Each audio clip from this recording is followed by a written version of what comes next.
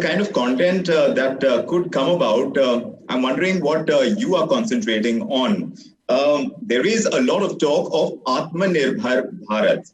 And I'm just wondering what the entertainment industry in India can really solidly bring to the table of Aatmanirbharta, of self-reliance, because there has been so much that has been talked about in the past, whether it's visual effects, since the time that Avatar became so big and the possibilities existed, that this is a great hub for visual effects. You've been part of that industry. You started your career within that space. Is that something that can grow exponentially if that much more is done towards Aatmanirbharta?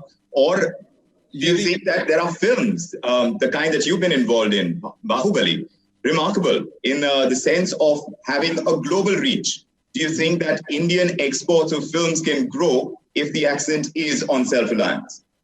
See, one is exponentially is a word you use, and I think that's pretty bang on. See, one is, this has always been what we've been working on. It's just been accelerated faster because of the situation. Animation is something that I think will take off at a very, very fast level, because that's something you can do high quality with while sitting at home. And it doesn't require production, doesn't require sets. It all happens in a computer and comes back out again.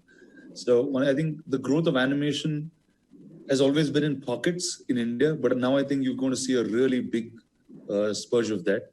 I know a lot of animation features being commissioned. I know a lot of shows being commissioned on OTT and others.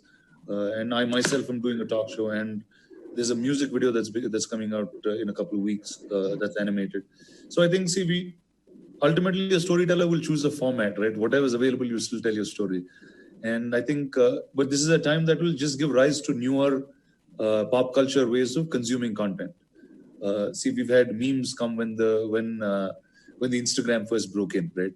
Now, if animation is the only way you do high quality, then that's something that will start coming in. We also spoke about big spectacle films. You spoke about Bahubali, and post the Avatar season really in the world, everything kind of changed.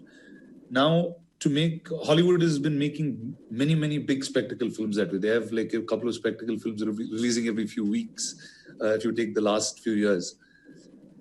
And most of that happens inside a studio. And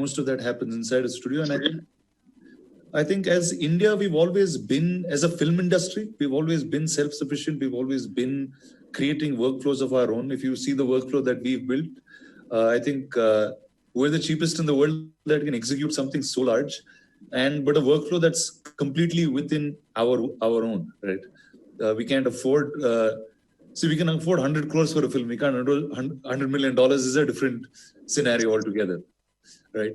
So I think within our costs, like how we've broken, the country has been doing great quality stuff at costs that are quarter the price or much lower than that.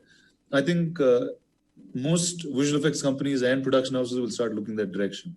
And I think that'll be a great way to grow it forward. I think, and this time, see, like some times like this lead to opportunity that's very, very different. And we just got to find it and ensure it grows.